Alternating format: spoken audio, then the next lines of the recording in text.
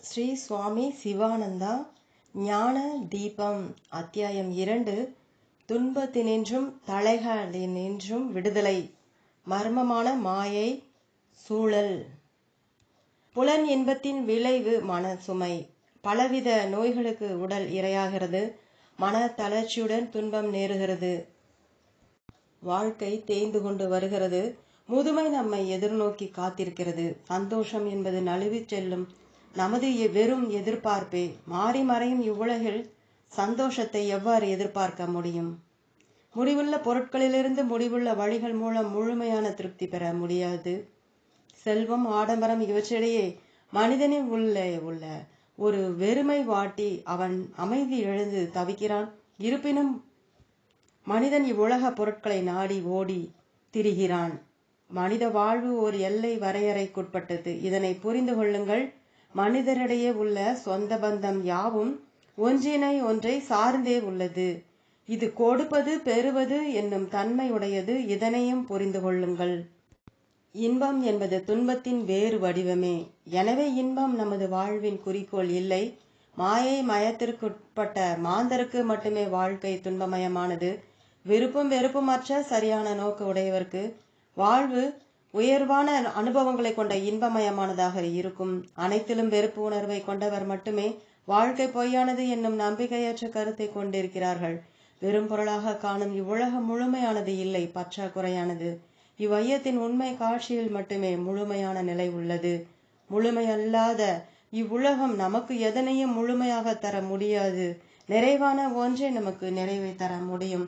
உடலும் மனமும் மட்டும் மனிதன் இல்லை. சச்சித் ஆனந்த சொரூபமே மனிதனுடைய உண்மையான நிலை. எனவே ஆத்ம சொரூபத்தில் மட்டுமே மனிதனுக்கு உண்மையான நிறைவு கிட்டும்.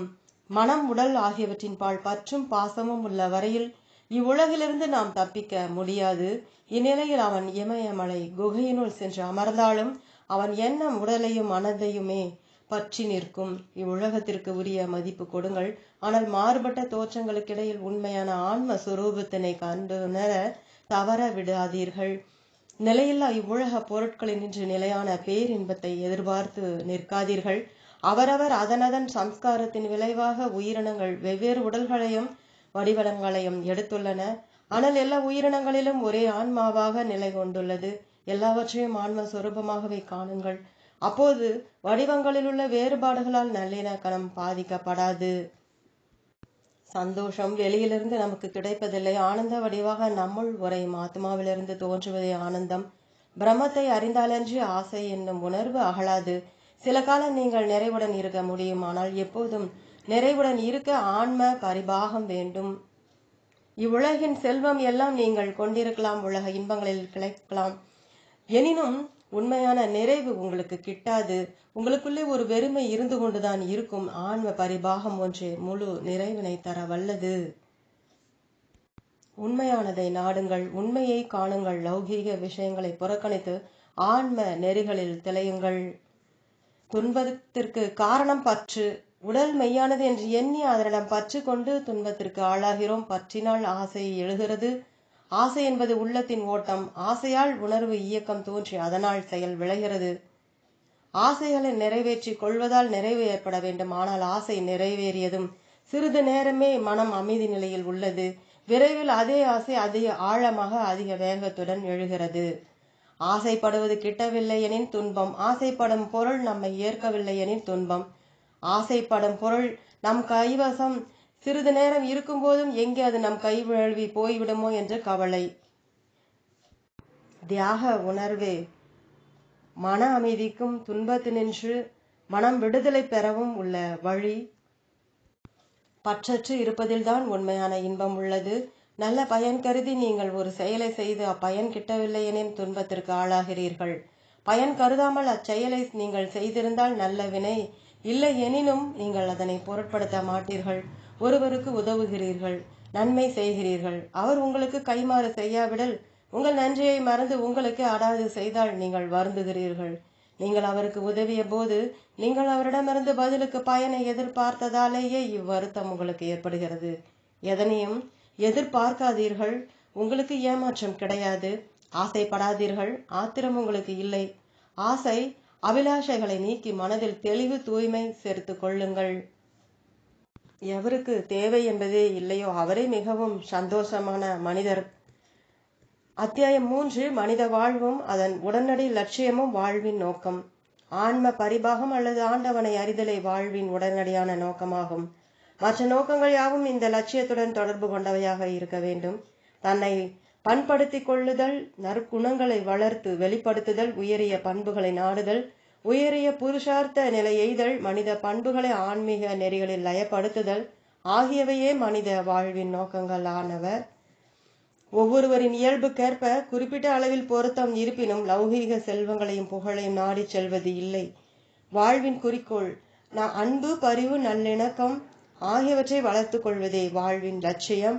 வாழ்க்கை என்பது யோகம். வேறுபட்ட பகுதிகள் தனித்தனியாக இயங்கி இணைந்து முழுமை பெறும் யோகம் வாழ்க்கை. ஆன்மீக செல்வமின்றி உயரிய லட்சியம் இன்றி உள்ள வாழ்க்கை வறண்ட பாலைவனம். ஆன்மீக தெய்வீக மயமில்லாத வாழ்க்கையில் ஸ்திரத்தன்மையும் மகிழ்ச்சியும் நலனும் இல்லை. வாழ்க்கை பயணியை கேள். வாழ்க்கை எனும் பயணத்தை மேற்கொண்டுள்ள மானிடா கவனி. இங்கே நீ ஒரு பயணி.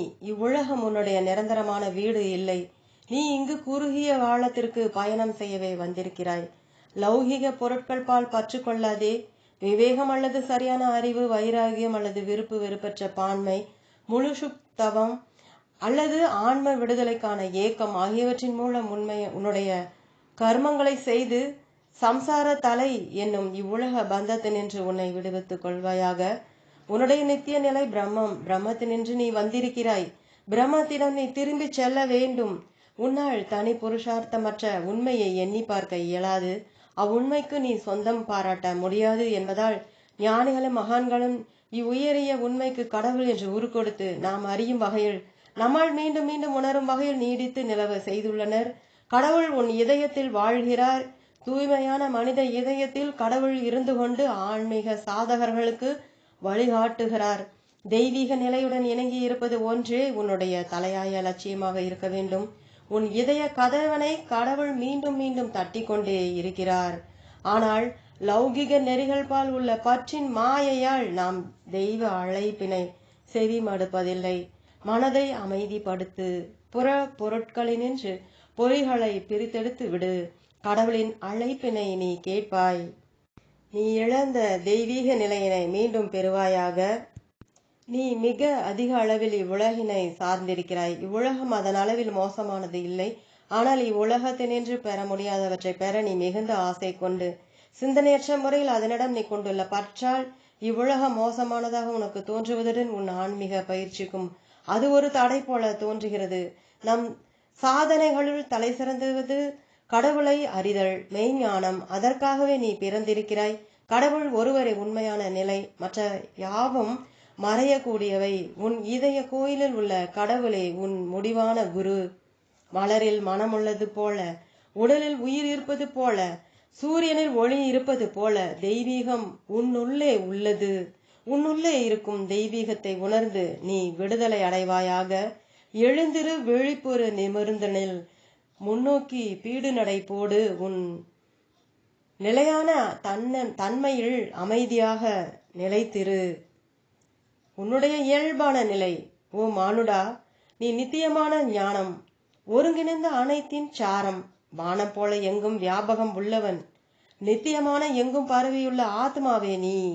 உனக்கு மரணம் இல்லை. உன் இருப்பிடம் நித்தியமானது.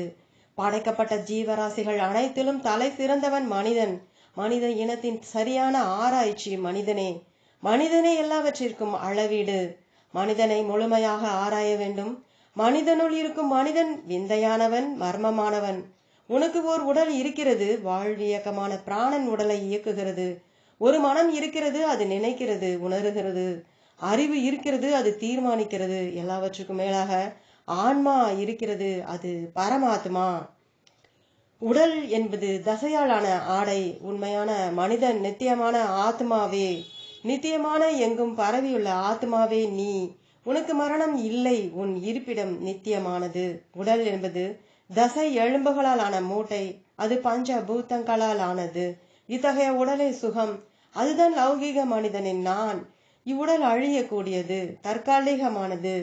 நித்தியானந்தம், நித்திய ஞானம் பெற இவ்வுடலையும் இதன் கண்ணுள்ள பொறிகளையும் நீ சார்ந்திருக்கலாமா? உனக்கு உடல் கிடையாது, நீ தூய்மையே வடிவானவன். உனக்கு மனம் இல்லை, நீ சத்தியம், பிரம்மம். இதனை உணர்ந்து உறுதிப்படு. குழந்தாய், ஏன் அழுகிறாய்? அழியக்கூடிய இவ்வுடல் இல்லை, நீ நித்தியமான ஆத்மா. உன் மூலமாகவே நீயாகவே ஆவாய்.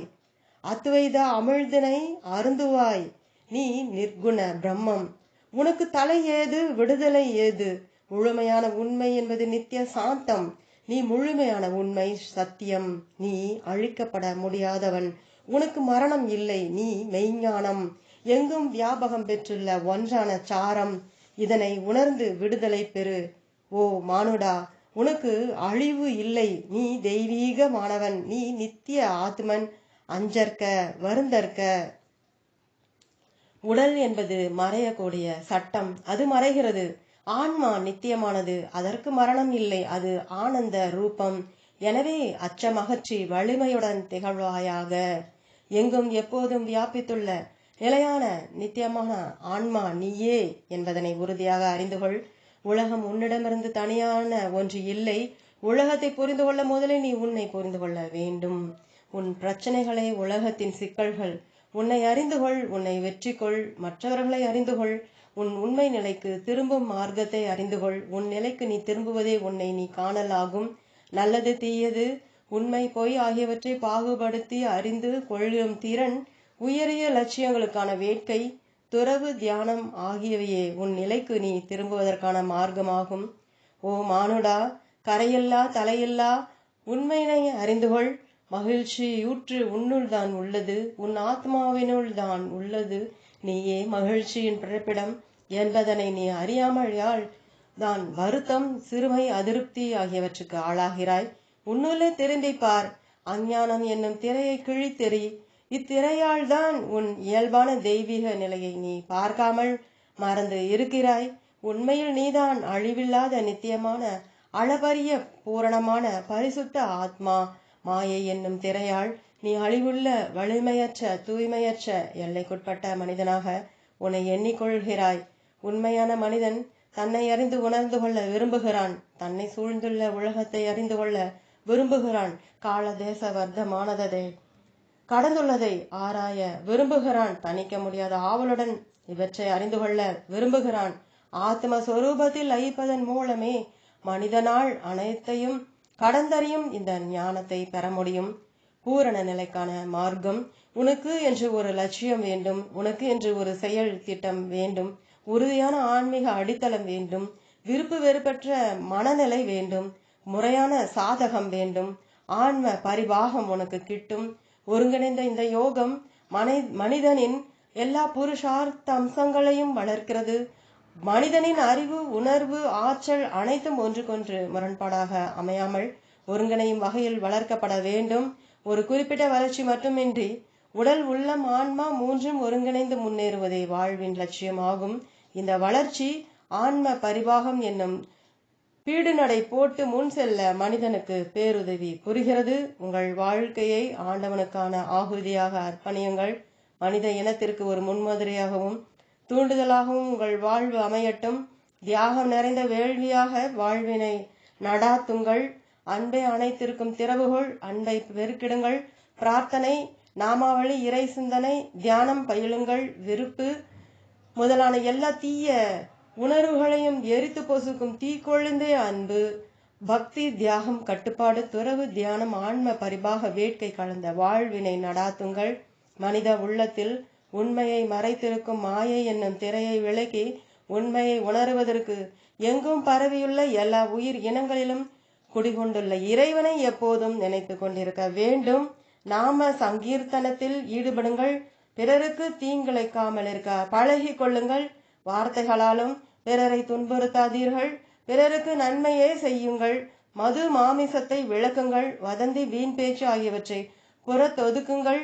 இறைவனை அடையவே இதுவே வழி. இறை நம்பிக்கை கொள்ளுங்கள். அவன் நாமத்தை பாடுங்கள். இறைவனை தியானியுங்கள். இறை ஆனந்தம் என்னும் பேரொளியில் பரவச நிலை எய்துங்கள். சுய கட்டுப்பாடு வேண்டும். தியானம் மூலம் உங்களை தூய்மைப்படுத்திக் கொள்ளுங்கள். உங்களுக்கு ஆன்ம பரிபாகம் கிட்டும். மகான்களின் உபதேசங்கள் மூலம் ஊக்கம் பெறுங்கள். பொறிகளையும் மனத்தையும் கட்டுப்படுத்துங்கள். இதயத்தை தூய்மைப்படுத்தி பரவுணர்வு கொள்ளுங்கள். துன்புறுவோருக்கு உதவுவதன் மூலம் இறைவனுக்கு பணியாற்றுங்கள். சூழ்நிலைக்கு ஏற்ப இணக்கமான நிலையில் உங்களை மாற்றி அமைத்து அனுசரித்து நடந்து கொள்ளுங்கள். ஆன்ம பரிபாகம் பெறுவீர்கள்.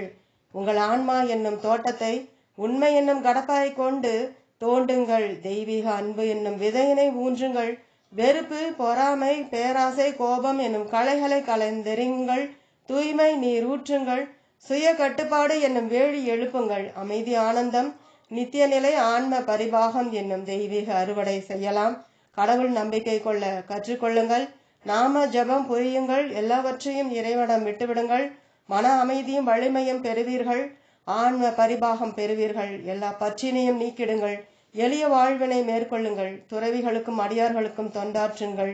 ஏழைகளிடம் அன்பு காட்டுங்கள். கீதை, ராமாயணம், பாகவதம் ஆகிய புனித நூல்களை படியுங்கள். தியானம் பயிலுங்கள். ஆண்டவனை சரணடையுங்கள். விரைவினில் ஆன்ம பரிபாகம் பெறுவீர்கள். தான தர்மம் செய்பவர், இனிய வார்த்தைகளை பேசுபவர், உண்மையை பேசுபவர், தியானம் புரிபவர், அகிம்சை நெறி கடைபிடிப்பவர் விரைவினில் ஆன்ம பரிபாகம் எய்துவர். பணிவினையும் எளிமையினையும் மேற்கொள்ளுங்கள். சிந்தித்து பேசுங்கள். மனதையும் உடலையும் கட்டுப்படுத்திக் கொள்ளுங்கள். எளிமை, பணிவு, தூய்மை, ஆன்ம வேட்கை, தியானம், பற்றற்ற நிலை ஆகியவை தோய்ந்த வாழ்வினை நடாத்துங்கள். விருப்பு வெறுப்பற்ற நிலையில் வாழுங்கள். உங்கள் ஆன்மீக பயண பாதை செங்குத்தான உயரமான மலை. ஞானம் என்னும் திருக்கோயிலை நோக்கி நீ பயணம் செய்கிறாய். ஆற்றலை காட்டி மேலே ஏறு, கீழே பார்க்காதே. அகங்காரத்தினை ஒழித்துவிடு.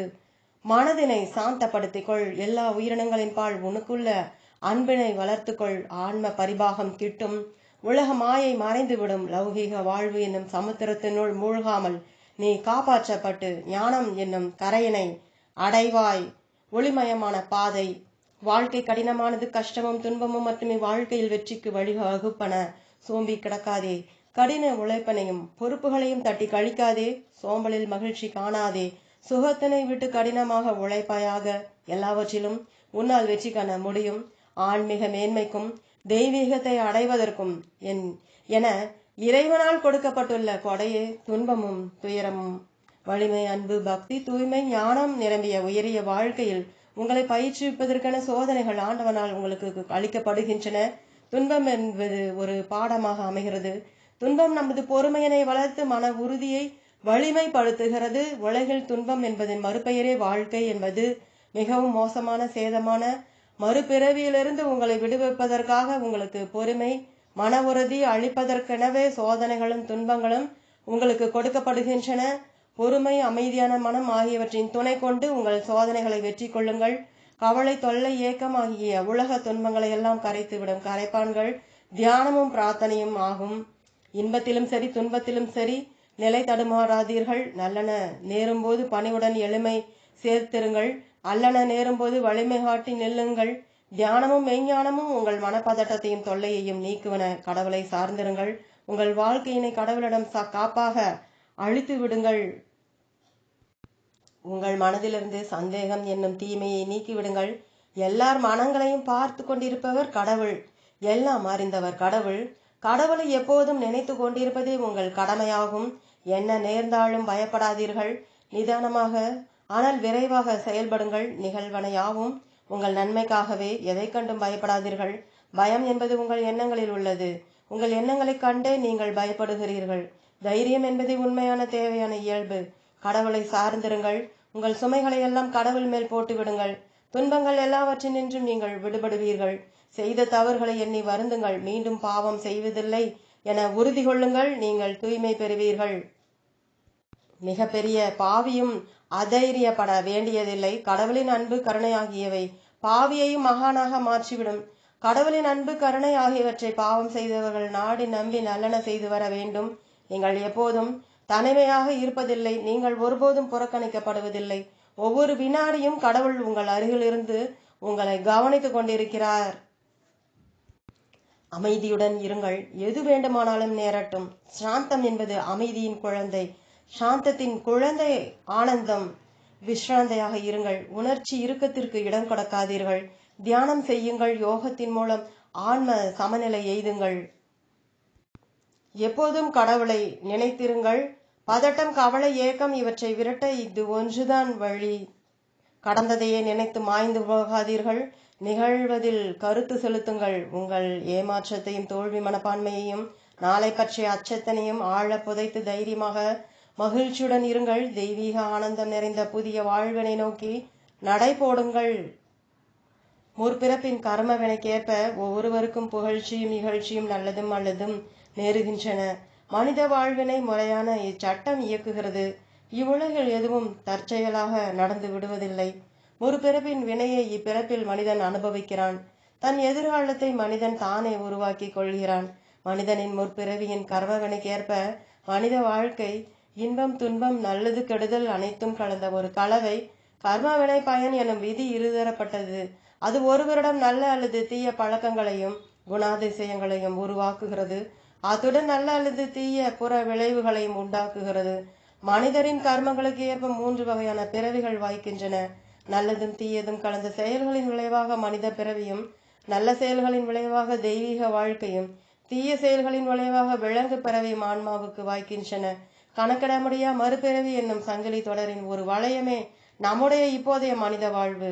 உங்களுடைய எண்ணங்களையும் பேச்சையும் செயல்களையும் கட்டுப்படுத்துவதன் மூலம் உங்களின் அடுத்த பிறவியை உருவாக்குவது இப்போது இந்த வாழ்க்கையில் உங்களால் முடியும். ஆசை அபிலாஷைகளை அகற்றுவதன் மூலம் கர்ம பயனற்று போய்விடும். இறை நாமமே உங்களுக்கு பாதுகாப்பு. பயம் வேண்டாம். நாம சங்கீர்த்தனம் எப்போதும் செய்யுங்கள். நீங்கள் விதியின் பிடியில் இல்லை. உங்கள் விதி உங்கள் கையில் உள்ளது. நீங்களே நித்யானந்த மோட்ச உலகை உங்களுக்கென உருவாக்கும் விஸ்வகர்மா. உங்கள் வாழ்வினை தெய்வீகம் ஆக்கிக் கொள்ளுங்கள். சேவை செய்யுங்கள். அன்பு காட்டுங்கள். தியானம் பயிலுங்கள். ஆன்மாவினை அறிய முயலுங்கள். நல்லதை செய்து நல்லவராய் இருங்கள். உலகின் மறைநூல்கள் அனைத்தின் சாரம் இவையே. தெய்வீக வாழ்வின் அடிப்படை இந்நெறிகளே. உங்கள் ஒவ்வொருவருக்கும் ஒரு கடமை உள்ளது.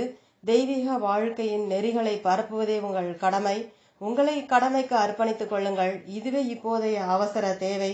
உண்மை, அன்பு, தூய்மை ஆகிய லட்சியங்களை பற்றி வாழ்ந்து நம் மகரிஷிகளின் மகா வாக்கியங்களை பாருங்கும் பரப்புங்கள்.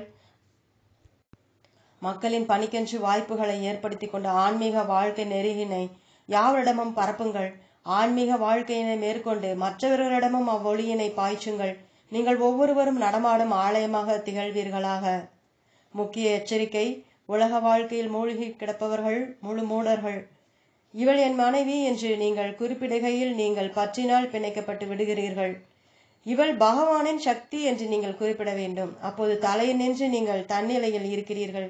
இத்தகைய பற்றற்ற பாங்கினை வாழ்க்கை முழுவதும் பற்றி நெல்லுங்கள். இல்வாழ்க்கையிலும் இதற்கப்பாலும் உங்களுக்கு யாண்டும் மகிழ்ச்சி கிட்டும். பேச்சை குறைத்து மிகுதியாக பிரார்த்தனை செய்யுங்கள். வெறுப்பினை குறைத்து கொண்டு விருப்பினை வளர்த்து கொள்ளுங்கள். எடுப்பதை குறைத்து கொள்ளுங்கள். கொடுப்பதை வளர்த்து கொள்ளுங்கள். துய்ப்பதை குறைத்து கொள்ளுங்கள். கட்டுப்பாட்டினை வளர்த்து கொள்ளுங்கள். தூங்குவதை குறைத்து கொள்ளுங்கள். தியானம் பயிலுவதை வளர்த்து கொள்ளுங்கள். சோம்பி இருப்பதை குறைத்து கொண்டு பிறருக்கு பணி செய்வதை வளர்த்து கொள்ளுங்கள். கவலைப்படுவதை குறைத்து கொண்டு அதிகம் சிரிக்க பழகி கொள்ளுங்கள். தனிமையை நாடுங்கள். அதிகம் பேசாதீர்கள். மிகுதியாக அனுபவிப்பதை தவிர்ப்பீர்களாக. மாமிசம் உண்ணவே வேண்டாம். உங்களுக்கு நல்ல தியான பயிற்சியும் உடல் நலனும் கிட்டும். கெட்ட சகவாசத்தை விட்டொழியுங்கள். உங்களுடைய வாழ்க்கையினை ஆண்டவனுக்கு நீங்கள் செலுத்தும் நன்றி கலந்த பிரார்த்தனையாக அமைத்துக் கொள்ளுங்கள். ஒவ்வொரு வினாடியும் உங்களை அன்புடன் ஆண்டவன் கண்காணித்துக் கொண்டிருக்கிறான் என்று உணருங்கள். எல்லாவற்றிலும் கடவுளை காணுங்கள். உங்களுடைய இதயத்திலும் எல்லா இடங்களிலும் கடவுள் இருப்பதை உணருங்கள். ஆண்டவனின் ஆலயத்தை உங்கள் இதயத்தில் அமையுங்கள். உங்களுள் என்னுள் எல்லா இடங்களிலும் நித்தியமான ஆத்மா இருக்கிறது. உங்களை சூழ்ந்து எங்கெனும் பரமாத்மாவை காணுங்கள். எவரையும் வெறுக்காதீர்கள். யாரையும் கோபிக்காதீர்கள். ஒரே ஆத்மா எல்லாவற்றிலும் வியாபித்துள்ளது என்னும் வாழ்வின் ஒன்றிப்பு இயல்பினை அடைவீர்களாக, அறிவீர்களாக. யாரிடமும் வெறுப்பு காட்டாதீர்கள். எந்த உயிரினத்திற்கும் தீங்கிழைக்காதீர்கள். அன்பும் பரிவும் எல்லா உயிர்களினிடமும் காட்டுங்கள். வாழ்க்கை என்பது பரஸ்பர சார்பு நிலை உடையது. பிறருக்கு கொடுக்காமல் பிறரிடமிருந்து பெற முடியாது. கொடுங்கள், சேவை செய்யுங்கள், அன்பு காட்டுங்கள், தியானம் செய்யுங்கள். நீங்கள் கடவுளின் குழந்தை என்பதை நினைவில் கொள்ளுங்கள். உங்களுக்கு ஞான பொறி தட்டும் போதெல்லாம், உங்களுடைய தெய்வீக திறன் வெளிப்படும் போதெல்லாம் இவை உங்களுக்கு கடவுளை நினைவுபடுத்தட்டும். பிறருடன் ஒன்றுபட்டு வாழும் மனிதராக திகழுங்கள். எளிமை சேருங்கள். தியானம் பயிலுங்கள். நிறைவுள்ள மனிதராக ஆவீர்களாக. ஓம் தொடரும்.